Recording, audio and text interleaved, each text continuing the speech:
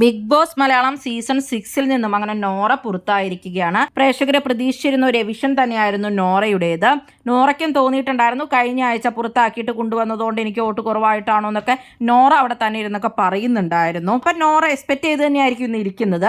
നോറയുടെ ഗെയിമിൽ ശരിക്കും പറഞ്ഞ ഒരു ഒറ്റപ്പെടൽ സ്ട്രാറ്റജി ഉണ്ടായിരുന്നു. അത് മാത്രമല്ല നോറ ചീവീട് പോലെ കിടന്ന് ഒച്ചയുണ്ടാക്കി സൗണ്ട് ഉണ്ടാക്കുന്നതൊക്കെ ഒരുപാട് പ്രേക്ഷകർക്ക് ആദ്യമൊന്നും അങ്ങനെ ഇഷ്ടമായിരുന്നില്ല ഒട്ടും തന്നെ. വേണ്ടതിനും വേണ്ടാത്തതിനും ഒക്കെ തന്നെ നോറ കരച്ചിലായിരുന്നു തുടക്കത്തിലൊക്കെ തന്നെ. ക്യാമറ നോക്കിയിരുന്ന നോറയുടെ കരച്ചിലും ഒന്നും തന്നെ പ്രേക്ഷകർക്ക് അത്ര ഇഷ്ടപ്പെട്ടിട്ടുണ്ടായിരുന്നില്ല. എന്നാൽ അവസാനമൊക്കെ ആയപ്പോൾ ഈ 2 ആഴ്ചയായപ്പോഴത്തേക്കും നോറയുടെ ക്യാരക്ടറിൽ ഭയങ്കര ചേഞ്ച് ഒക്കെ ഉണ്ടായിട്ടുണ്ടായിരുന്നു. ശരിക്കും പറഞ്ഞാൽ നമുക്ക് ഇഷ്ടപ്പെടുന്ന ഒരാളെ പോലെ രസകരമായിട്ട് നോറ അവിടെ സംസാരിക്കുകയും മിങ്കിൾ ചെയ്യുകയും ഒക്കെ ചെയ്യുന്നതായിട്ട് കണ്ടിട്ടുണ്ടായിരുന്നു. അത് ശരിക്കും പറഞ്ഞാൽ പ്രേക്ഷകർക്ക് ഇഷ്ടപ്പെടുന്ന രീതിയിലുള്ള ഒരു ക്യാരക്ടറൊക്കെ ആയിട്ടുണ്ടായിരുന്നു നോറ എന്ന് വേണം പറയാൻ. അങ്ങനെ നോറയുടെ രസകരമായിട്ടുള്ള ഒരു സംഭവമൊക്കെ കണ്ടപ്പോൾ തന്നെ ശരിക്കും പറഞ്ഞാൽ കഴിഞ്ഞ ആഴ്ചക്ക് എവിഷം വന്നപ്പോൾ നോറ പോകണ്ടെന്നും കൂടെ തോന്നിയിട്ടുണ്ടായിരുന്നു. തുടക്കം മുതലേ തന്നെ ഇൻഡിവിജ്വൽ ആയിട്ട് ഗെയിം കളിച്ച ഒരു കണ്ടസ്റ്റന്റ് തന്നെയാണ് നോറ.